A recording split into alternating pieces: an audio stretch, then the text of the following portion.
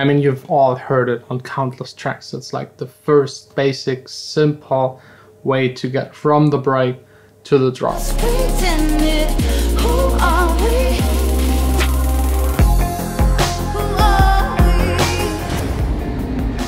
Hey guys, welcome to the vlog. I'm extremely happy to announce that I'm finally all done with my taxes. This was just killing me every single day, 3 hours lost just going through documents, invoices. It's annoying, but you have to do it when you run a business. I would much rather spend it making videos, making music, playing around with the DJ equipment, the new outboard gear, just, you know, like fun stuff. Ooh. And by the way, outside, snow.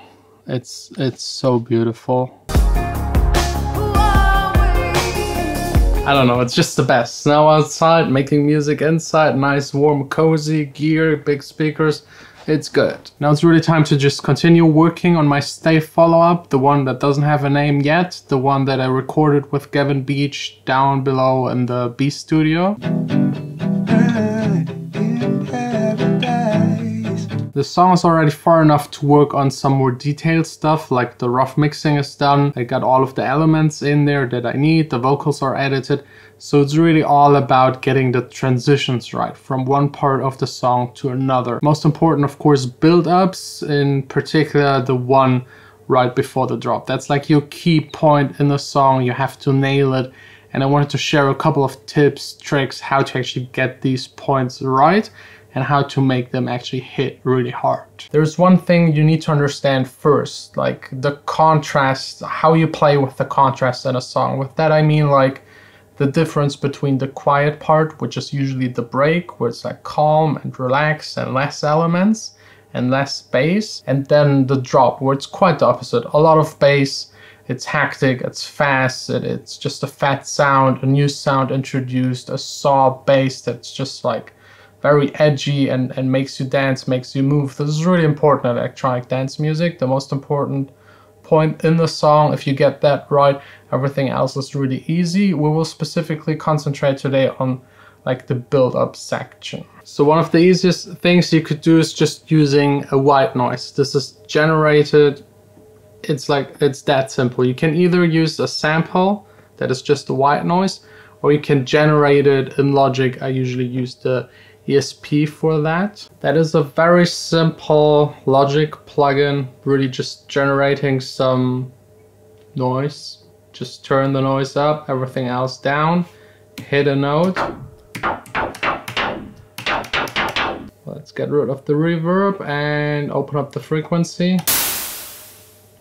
Make sure it sustains. There you go, simple white noise. Let's record that really quick. Then make it really long. Get into the automation for the ESP. Let's take first the cutoff. So just slowly but steady making it rise.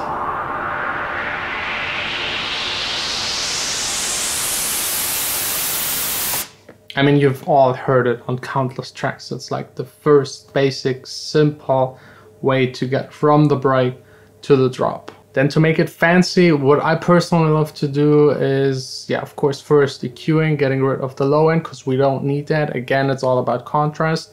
So let's make the break have less bass to make the bass in the drop hit harder.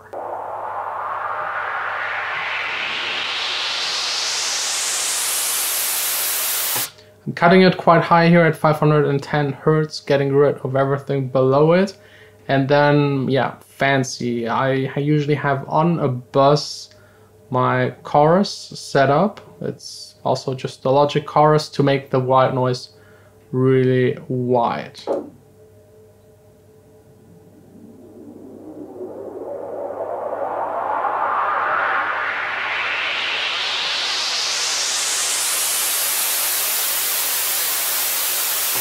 This way it sits a little better in the mix and with the other elements. Next up, what you could add is a reverb. Also here I got a bus set up, bus number, let's take 7. Nice reverb. It's the Valhalla vintage verb. I would actually increase the decay.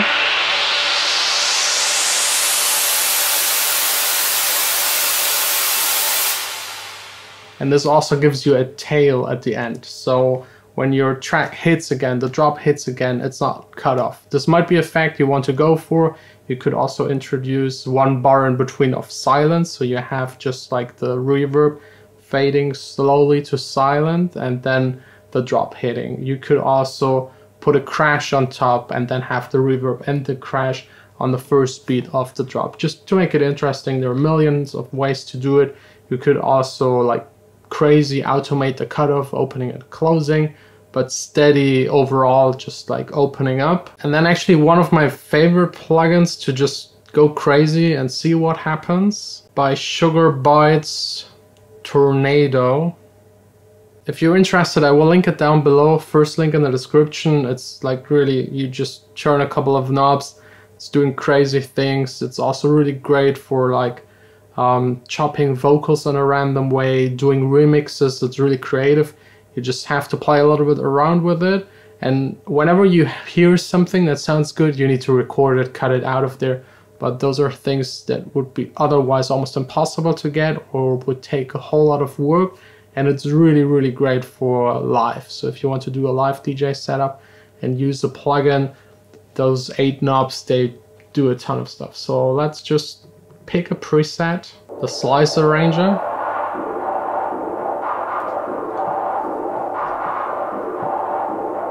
It does a crazy rhythm, just imagine that on a guitar or something like that.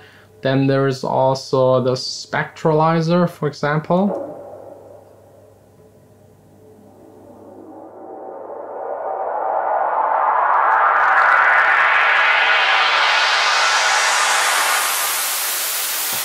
Just makes it more interesting. And yeah, the Stutter, Slice Arranger, you got ring modulation, a vinylizer, like crazy stuff. Like I sometimes even put it on the master of the song and automate it on the entire build-up section. Sometimes then bounce it out again, reverse it. There are plenty of ways to make your like build-up really interesting with this. And then I would actually suggest to bounce out your white noise, just to have it as an audio, because then you can just play it at every spot. If it's a MIDI, you always have to go to the beginning to actually make it play, and then just go crazy with it. Make sure to have that contrast between your break and the drop. And the white noise, the rising white noise is like a cool, very simple effect to get you there. So yeah, I think that's pretty much it. I actually wanted to show you how I do the rising sounds and everything for my single that I'm working on today, but my computer can't handle like screen recording, audio recording, and Logic with the entire project open. So yeah, my only chance was to open up something new and actually try and show it this way. I hope you still learned something. Let me know how you approach actually your build-ups on your drop downs and getting the contrast right, or if that's still something you're struggling with. Also, one last quick tip: sometimes just the volume is not right between your drop and the break, especially after mastering. When the compressor is applied to the entire song, it will bring out the breaks usually, because the kick is already hitting quite hard on the limiter. Then actually the quickest way to correct it is to go into the automation of your master and just lower your breaks by a couple of dB to get really the contrast and loudness also fixed. So yeah, thanks a lot for watching. Tomorrow back here in the studio. I don't know what will happen. I know what happens tomorrow. Tomorrow it's all about mastering. I'm actually going to my mastering engineer to master my song Who Are We? So if you're interested to see how a full master is actually done, just tune in. We'll see us tomorrow. Sign out.